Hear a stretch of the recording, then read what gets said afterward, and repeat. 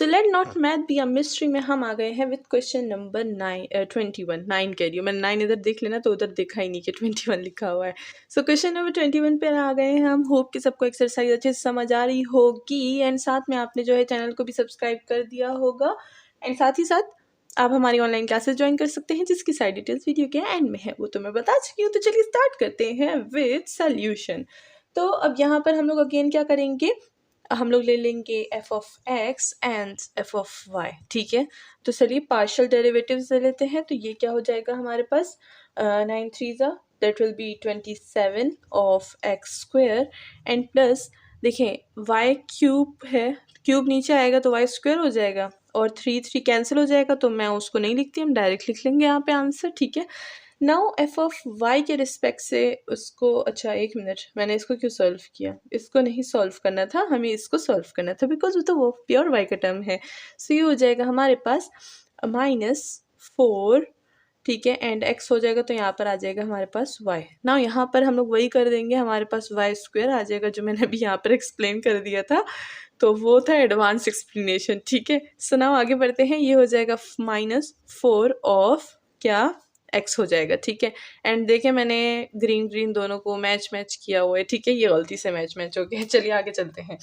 तो नाउ अब हम क्या करेंगे, हमने फर्स्ट जो है डेरिवेटिव्स ले लिए, पार्शियल डेरिवेटिव्स। अब हम लोग इन दोनों को 0 के इक्वल कर देंगे तो हमारे पास दो इक्वेशन फॉर्म हो जाएंगे, that is 27x square minus 4 of y equal to 0, that will be equation 1, and y square minus 4 of x equal to 0, this will be equation of 2। Now आगे बढ़ते हैं, देखते हैं आगे हम क्या कर सकते हैं यहाँ पे। अब अगर हम यहाँ पर देखें तो हमें जो है कोई स्पेसिफिक वैल्यू चाहिए ताकि हम एलिमिनेट कर सकें दूसरी वैल्यू को। तो अगर यहाँ से हम जो है वाई की वैल्यू निकाल लें तो हमारा काम जो है बहुत ही आसानी से बन जाएगा। तो चलिए देखते हैं, ये हो जाएगा हमारे पास 27x square equal to 4y, 4 को डिवाइड कर देंगे, 27x square divide 4 equal to y।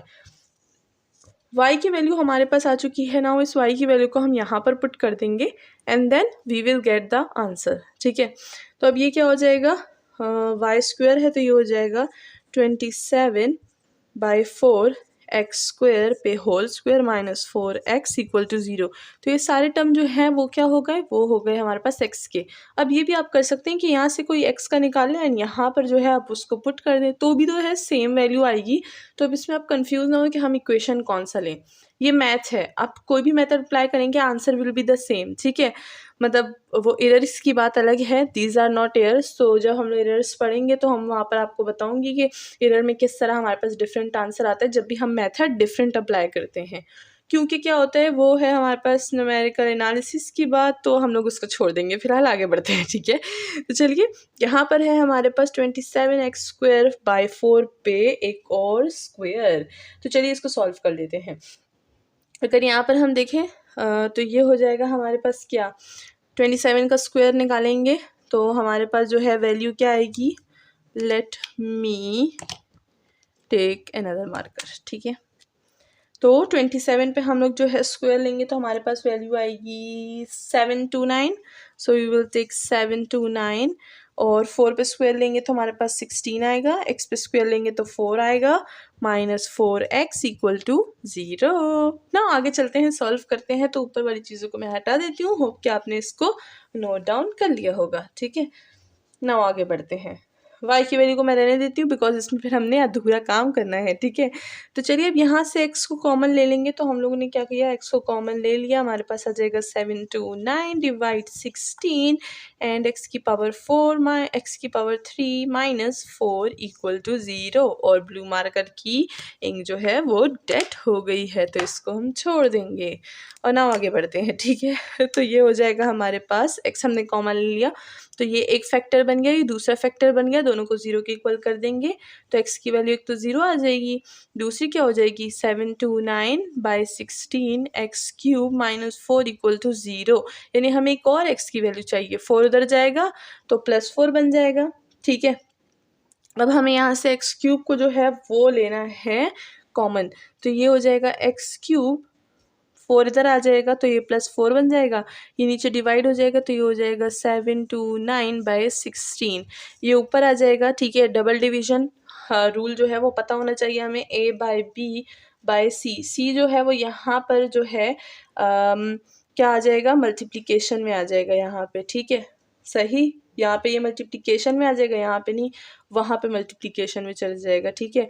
जैसे कि अगर हम किसी को फोर्थ का पता हो, जैसे कि a by B divide c by d, तो ये क्या होता है कि ये जो है ये हमारे पास यहाँ पर मल्टीप्लिकेशन में चला जाता है, and this will be also multiply with a, ठीक है। तो हमारे पास कुछ ऐसा रूल होता है, अगर किसी को रूल नहीं पता तो अभी पता हो जाना चाहिए। तो c मल्टीप्लाई होगा a से and b as it is रहेगा, तो 16 मल्टीप्लाई होगा 14 से, 4 से, सॉरी 14 कह रही हूँ है, तो 4 से मल्टीप्लाई होगा एंड डिवाइड होगा 7 टू 9 पर, तो यहाँ से हमारे पास वैल्यू आ जाएगी 4/9। तो ये जो है हमारे पास वैल्यू आ गई है। फिलहाल ये होल वैल्यू नहीं है, इसमें मैंने क्यूब भी फिर क्यूब रूट भी बोथ साइड जो है वो अप्लाई किया है, ठीक है। तो चलिए मैं इसको थोड़ा सा और स्पेसिफिकली बता देती हूँ। यहाँ पर जो है हमारे पास वैल्यू क्या है, वैल्यू है हमारे पास x³ इक्वल टू, ये हो जाएगा हमारे पास 4 multiply by 16 and we will get 64 divide 7 to 9।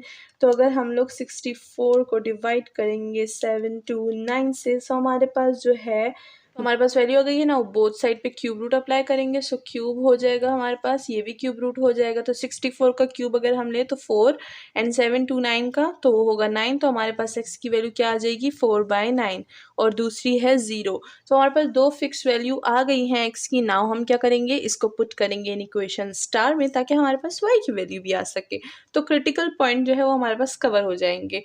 तो लेट्स सी कि हमारे पास जो है y की वैल्यू क्या आएगी, उसके लिए हमें यहाँ पर जो है जगह खाली करनी पड़ेगी। तो चलिए अब हम लोग क्या करेंगे, put x equal to 0 in equation star, तो हमारे पास क्या हो जाएगा, y भी हमारे पास 0 ही आ जाएगा। Okay, now put x equal to 4/9 in equation star. तो अब हम लोग क्या करेंगे, 4/9 पुट करेंगे तो ये हो जाएगा 27, एंड ये हो जाएगा हमारे पास 4/9 पे होल स्क्वायर, 27 डिवाइड हो रहा है 4 से, इक्वल टू y, ठीक है। अब हम लोग इसको सॉल्व करेंगे तो हमारे पास एक और वैल्यू आ जाएगी, जिस वैल्यू को हम क्या बोलते हैं, जिस वैल्यू को हम बोलते हैं 4/3, 4/3। तो y की वैल्यू हमारे पास क्या आ गई 4/3। अब इसको कैलकुलेट कर लीजिए, ठीक है, हमारे पास 4/3 वैल्यू आ जाएगी। तो यहाँ पर एक 0 और एक 4/3, तो हमारे पास क्रिटिकल पॉइंट किस तरह से होंगे, लेट्स राइट दैट।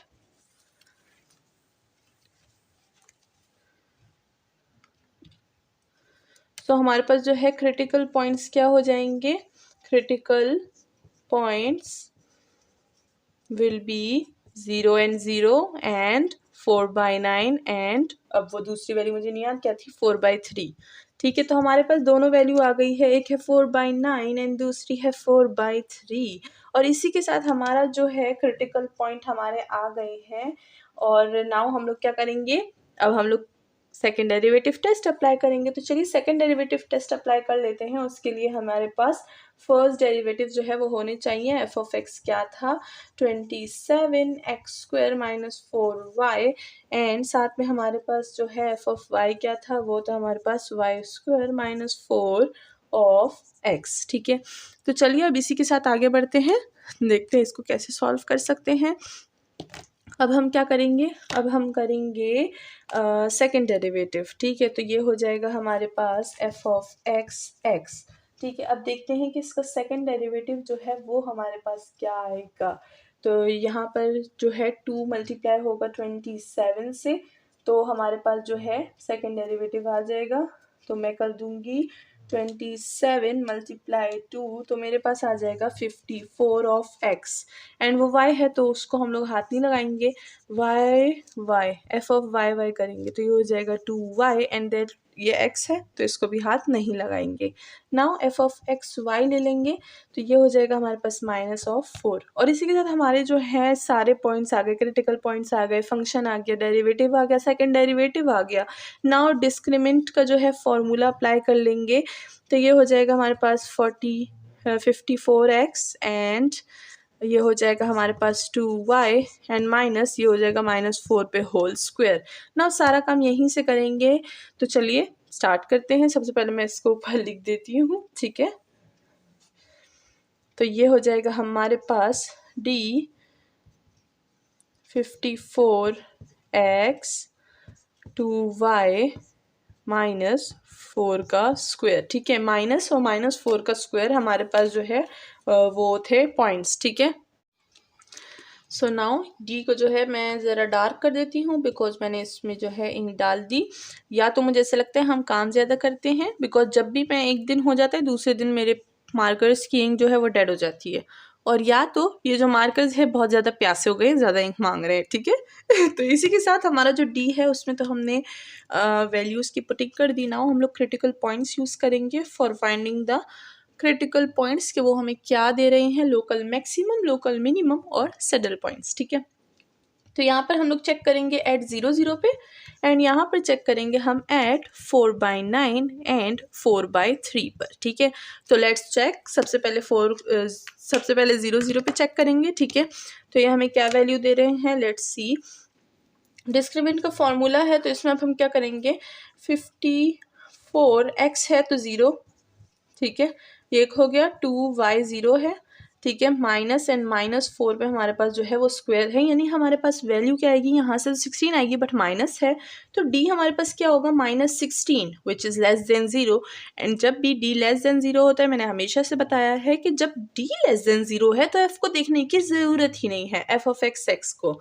ठीक है, वो को हमें क्या वैल्यू दे रहा है। ठीक है, तो अगर हम लोग d को देखें वो हमारे पास लेस देन 0 है, और ये माइनस साइन जो है ये हमें क्या इंडिकेट करती है, सैडल पॉइंट्स को।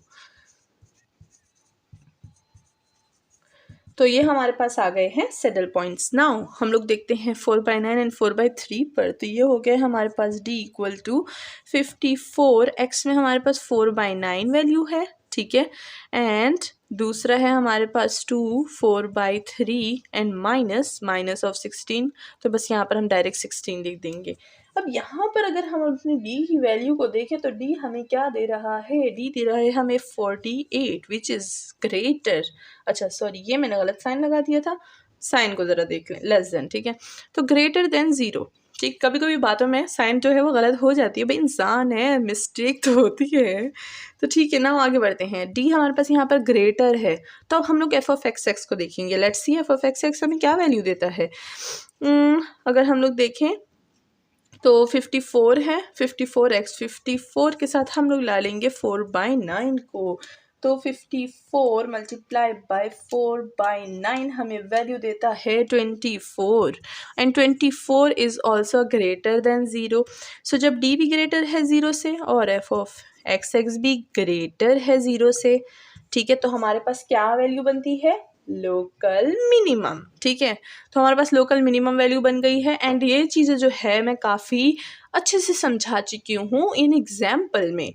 तो होप कि आपने एग्जाम्पल नंबर 3 जो है वो अच्छे से देख ली होगी। वहाँ पर मैंने सारे स्टेप बाय स्टेप बताए थे कि लोकल मैक्सिमम कब होता है, लोकल मिनिमम कब होता है, सैडल पॉइंट्स कब होते हैं, एंड फलाना डिमकाना and etcetera, each and every point. ठीक है, तो हमारे पास आ गया है नाउ, ये है हमारे पास लोकल मैक्सिमम, लोकल मैंने क्या बोला, मिनिमम। ठीक है, तो ये हो गए हमारे पास लोकल मिनिमम पॉइंट। तो अब हम लोग बता देंगे कि ये सैडल पॉइंट है एंड ये है लोकल मिनिमम।